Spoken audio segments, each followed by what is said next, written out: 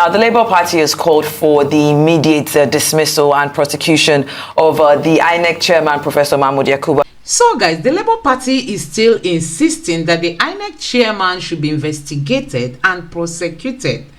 The question remains, do our politicians even have that political will to prosecute Inec? I mean, the Inec chairman. The Labour Party have been in court to prove that their candidate, Peter Obi, was the rightful winner of the 2023 election.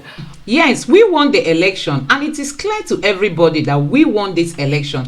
The health report of the AWS has shown that there wasn't any glitch that occurred on the 25th of February 2023, just that INEC didn't want to upload results as they promised us. And that is why the Labour Party is insisting that the INEC chairman should be prosecuted.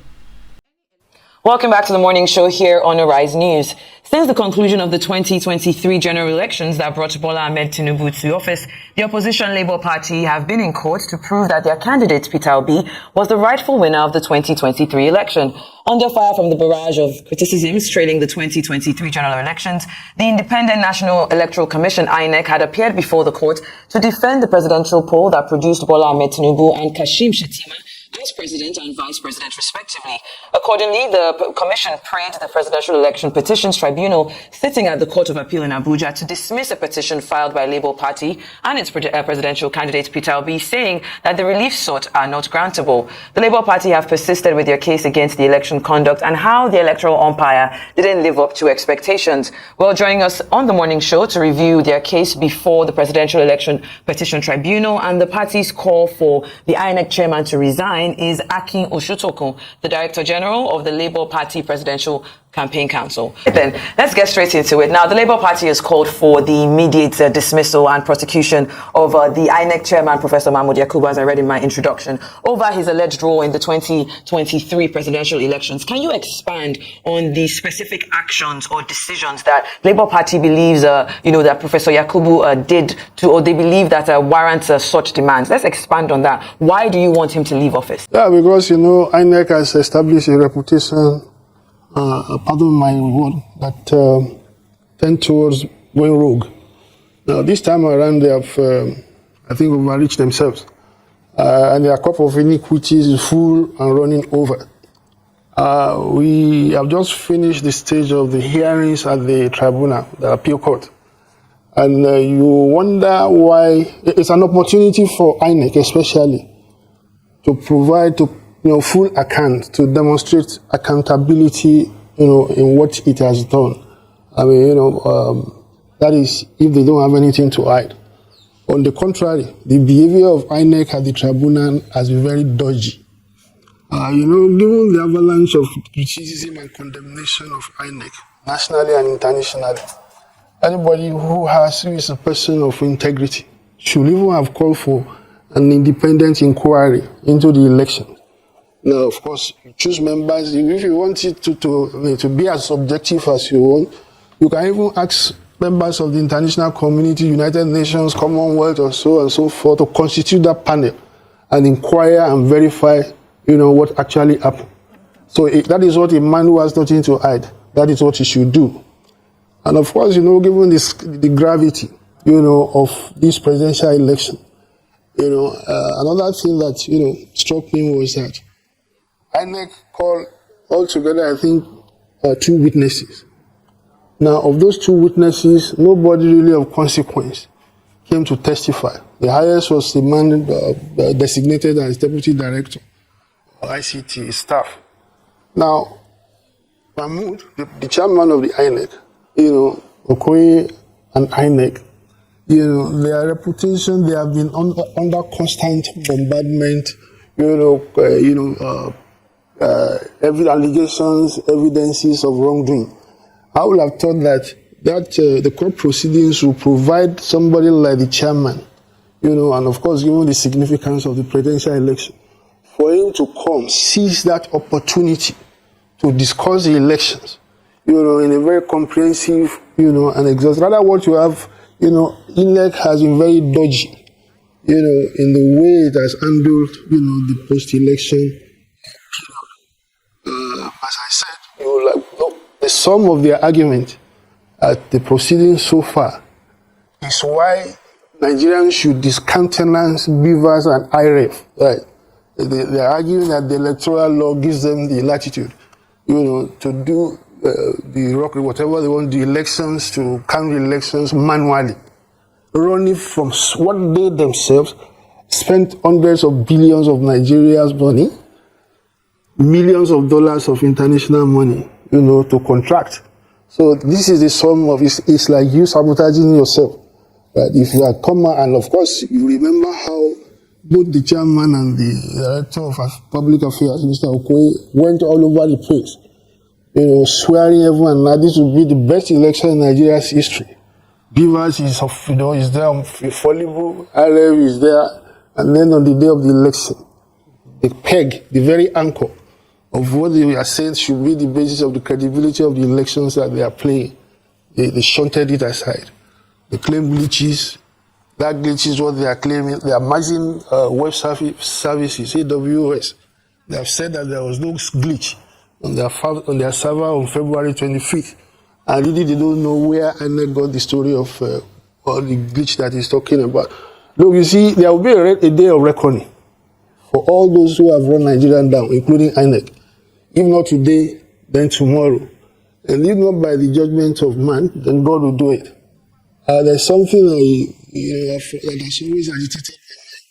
I know quite a number of public officials, especially governors, ex-governors, who stole or acquired so much resources, running to billions, right? A few days after they left, not few days, some years after leaving office, I'm always dumbfounded to find that quite a number of them, have become near poverty stricken. So how do you explain that? So let everybody, if you are sitting still and thinking that nothing will happen to you today, there will be tomorrow. If the beneficiary of the wrongdoing you have committed, is a person in charge now, and then you are, because of that, you are not likely to be made accountable. We have 8 years to go at the maximum. Something again, there is a future. So let nobody sit still. I think that you have gotten away with what you have done. All right, Akin, let me come in here. So these are the things that, All right, Akin, good morning. Let me come in here. This is OG. Your call for the sack of Inec chair. Inec has responded and said that the reasons that your party has adduced are not only illogical, but are also ridiculous, and that your party has no ground to call for the sack of the Inec chairman. I'd like for you to respond to this. But also, secondly, Peter Obi had debunked a report alleging that he was looking forward to running for office in 2027. And also another report about his reaction to prospective appointees into the federal government. I don't know if you're aware of these reports. While we understand that Peter Obi will be in contravention of the petitions filed at the tribunal if you were to make such comments, I'd like your thoughts on the appointments made so far by the president and some of his decisions. Yes. You wouldn't let me land. Why don't you take it easy? You are piling too many We have questions. limited time, Akin. We have limited time. Just can you respond to INEC's? What is illogical of INEC to say that I am being illogical? What is illogical? I was asking you to account for what you have done. Look, and what I was saying, resignation, that is the word all over the country, in the credible international community. If you have become so controversial, not by the estimation of Labour Party alone, but by the international community and Nigerians. If you have any shame left, you should resign your appointment. You have been there for years. What do you want to do now? And then you are there. What you should do to justify your remaining in office, you didn't do it, which is to give full account of what you have done, right? There was an opportunity. They were even subpoenaed. The chairman was subpoenaed. It didn't turn up. So what do you make of that? You cannot hold the country to ransom. So you have to know that the person accusing me of illogical is the person who is illogical. That what should we demand of him? All right, there's a little glitch there, but we will rectify that shortly. We have to go on a quick break now, and when we return, Mr. Akin Oshotokun will be back with the interview.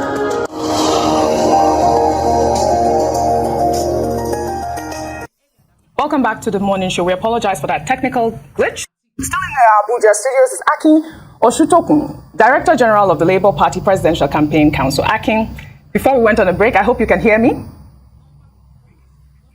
Yes, I can hear you. Perfect. Before we went on a break there, I was talking about your call for the INEC chair's sack, and I said that INEC has responded to your call, and they said that the reasons adduced by your party are not only illogical but also ridiculous, and you were responding to INEC. But I also posed another question because we are running out of time. I talked about Peter Obi, the tweet that he put out yesterday, talking about the fact that he is not going to run again for the 2027 elections. He debunked that claim, and he's also talking about the fact that he did not put out any report in terms of the political appointments that the current administration has done. I'd like for you to respond to both, please. Yeah, what I think, well, what he said was that I think an extension was made. Of course, there are a lot of appointments, board appointments, that are before the president, and in the spirit of maybe national unity, they were saying that all parties or all state governments or governors, are entitled to nominate. So they then took exception to that the Labour Party will not be party to that. Sorry, the other question was respect. Oji, can you please remind me of the other one? Okay, well, I was talking about the statement that Peter Obi had put out yesterday, talking about the fact that he is not going to run for the 2027 election. Yes, he had debunked that report and another report about his reaction to appointees. We understand that, he may not be able to speak on those because obviously it will be in contravention of the, petitions that have been filed at the tribunal. I don't know if you're aware of those reports. I'd like your thoughts on that and also your thoughts on the appointments. Of course, yes. I mean, it's the work of ERATs, what you call ERATs. They go and plant a statement attributing it to whoever they choose to victimize. And, and the effect of that will be to demoralize you, your supporters. Well, since illogical is of currency now, let me also say that what they attributed to him is illogical. He has not finished with 2023, and you are saying that he's talking about 2027. So there's nothing. There are a number of things, not just this one. I mean, and to be fair, there are other significant personalities to whom false statements are attributed to. So this is the same. This comes in the case of if he said he will contest again in 2027, the implication of that is that he is already, giving up on his petition before the court. So guys, you have seen it for yourself. Yes, the INEC chairman should be investigated and prosecuted. So if you can imagine this kind of fraud happening in 2023 presidential election, can you just think of what has been happening in the Nigeria electoral system for years back? Honestly, we need to reform our electoral system. Let me know what you think about this in the comment section below. Thank you.